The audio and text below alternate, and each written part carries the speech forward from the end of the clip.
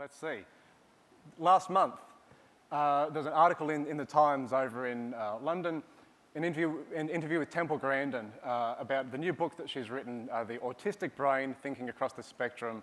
And the article was, I guess, quite provocatively titled, How We're Failing Children with Autism. And in the article, it says the Atlantic magazine recently called autism the signature disorder of the high-tech information age. But Grandin's wary of how the label has entered mainstream conversation. Too many kids are being told they're autistic and giving up on life, she feels. And there's a quote, "I go to a conference and I see a geeky kid come up to me, 9 years old. All he wants to talk about is his autism. I say, tell me what you're doing in school. Are you in Boy Scouts? Talk to me about anything but autism." She says, waving her hands. She calls these autistic kids her little Stevies after Steve Jobs, the late Apple co-founder. And instead of learning how to get on in life, she feels that too many of them are being allowed to think of themselves as disabled. And there's a lot to that, and I think as special educators, we're often very good at the explicit side of education. We're very good at going into the social skills, into the communication, the behaviour. We're very explicit instructors, but when we think about the children who are much more than their diagnosis, they've got these passions and they've got these interests, the way in which we tap into that, I think, is a whole other ballpark.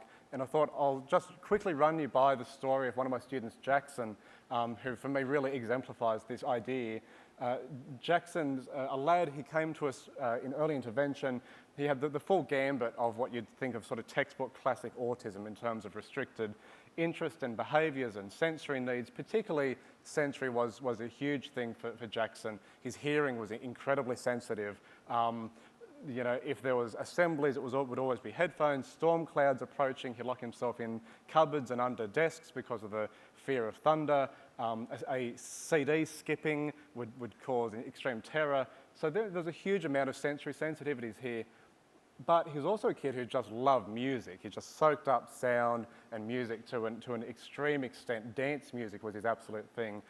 But I never really knew just how talented Jackson was in music until one day we were walking past a public library in town. They've got these massive air conditioning vents on the side, and Jackson pauses for a moment and he's listening to this hum of the air conditioning unit, and he says, that's an E flat.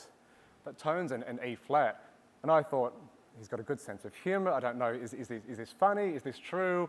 But it absolutely, like we saw in time, his musical talent was so innate and such on that sort of savantism level that it was a really interesting dichotomy that on the one hand, he had these extreme sensitivities to sound, you know, the very crux of music. He was, you know, very fearful of sound. On the other hand, an enormous innate talent for it. And for us, it was a big challenge. And I guess the thing that really sort of started the ball rolling for us in terms of getting Jackson to fulfill the passions he had was with the iPad.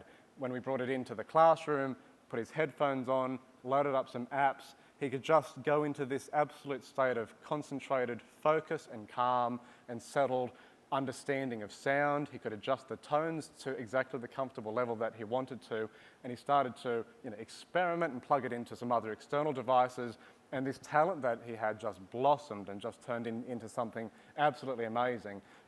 He started to put his songs up on the internet. He put some up on SoundCloud, and I love music too, and I love making music. And I was saying to Jackson, God, you've got to put some of these songs up online.